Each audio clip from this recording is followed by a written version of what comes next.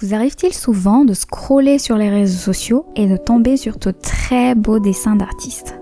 Vous likez directement les jolies photos et vous vous abonnez à la page. Au fur et à mesure du temps, vous vous sentez tellement inspiré que vous vous mettez au dessin. Vous enchaînez alors les tutos sur internet, les tutos sur YouTube et vous lisez des tas et des tas de livres de dessin. Mais malgré tous ces efforts, vous vous sentez toujours perdu. Si vous êtes à ce stade ou si vous voulez bien débuter en dessin, cette vidéo est faite pour vous. Dans cette vidéo, je vous propose mes 10 conseils pour bien débuter en dessin.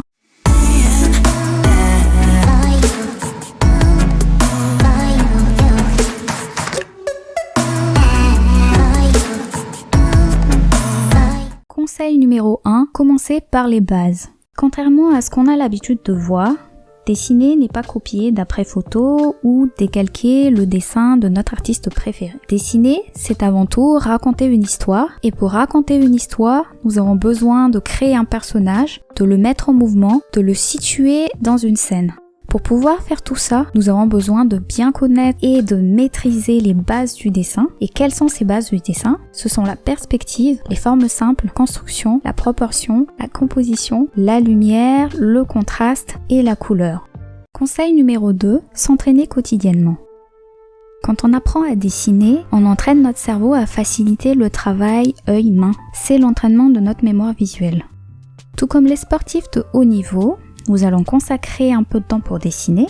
Et pour commencer, on peut consacrer par exemple 15 minutes de notre pause déjeuner ou bien 15 minutes lorsqu'on est devant notre série préférée ou lorsqu'on regarde la télé. Le but ici, c'est de créer une habitude de dessin. Conseil numéro 3, avoir un mentor. Et là, ça va dépendre de chacun de nous. La question à se poser serait plutôt comment vous souhaitez faire votre apprentissage. Est-ce que ce sera avec un professeur en face de vous ou bien en ligne via des cours ou pourquoi pas sur YouTube? Ou êtes-vous plutôt à l'aise avec des livres? C'est à vous de voir ce qui vous convient le mieux. Sinon, vous pouvez tout aussi bien rejoindre un groupe de passionnés de dessin près de chez vous, ce qui est un peu compliqué en ce moment avec le Covid et avec le couvre-feu, mais vous pouvez à la place rejoindre des groupes de passionnés sur les réseaux sociaux. L'objectif, c'est de s'entourer de personnes qui partagent la même passion que nous, comme ça, on sera plus motivé. Conseil numéro 4, privilégier la compétence à la place de l'outil.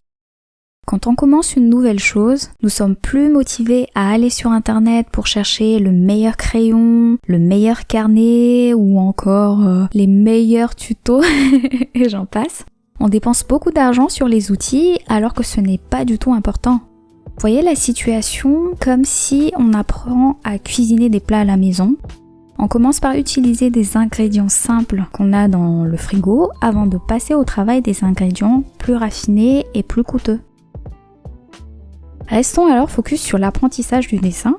Et pour débuter, on peut utiliser un simple crayon B, qui est un crayon gras, avec de simples feuilles d'imprimante A4. Conseil numéro 5, documenter ses travaux. Souvent, nous sommes dégoûtés de nos premiers dessins et on s'empresse à les jeter à la poubelle. Pourtant, c'est tout à fait normal. Quand on débute en dessin, on ne réalise pas directement une œuvre de Degas ou bien comme celle de Manfredi. On passe par des dessins mal construits et sans volume. Alors un petit conseil, prenez soin de bien dater et garder toutes vos réalisations. Après quelques mois ou des années de pratique sans relâche, revenez dessus et vous verrez à quel point vous avez tellement progressé. Conseil numéro 6, travailler sur ses faiblesses.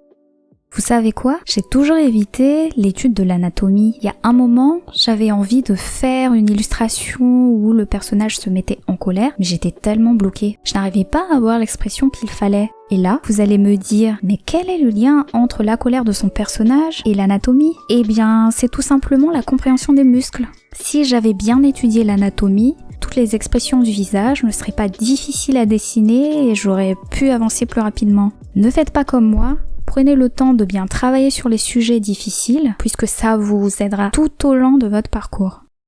Conseil numéro 7, ouvrir son esprit. Quand on débute, souvent nous sommes accaparés par un style de dessin en en particulier et on reste dessus. C'est un peu comme une personne qui est fan de manga et qui ne dessine que des mangas. Disons qu'après quelques années, les préférences de la personne ont évolué et elle va se retrouver bloquée puisqu'elle n'a pas élargi ses choix de sujets dès le départ. Ce que je conseillerais, c'est d'explorer tous les sujets, un peu comme les animaux, la botanique, des personnages de BD, des personnages de films et autres. Et une fois qu'on a tout étudié cela, on peut revenir sur notre sujet de prédilection. Conseil numéro 8, ne pas chercher à trouver son style à tout prix. Une personne m'avait dit une fois, ce n'est pas l'artiste qui trouve son style, mais c'est le style qui trouve l'artiste. C'est bizarre, non? Et pourtant, c'est bien vrai, puisque c'est après des années de pratique et d'expérimentation qu'on peut enfin retrouver notre style. D'ailleurs, pour information, le style évolue. Alors ne restons pas focus sur la recherche de notre style, mais plutôt sur notre apprentissage. Et surtout, ne faites pas partie de ces gens qui n'ont pas appris les bases du dessin et qui justifient leur manque de compétences par mais c'est mon style, hein.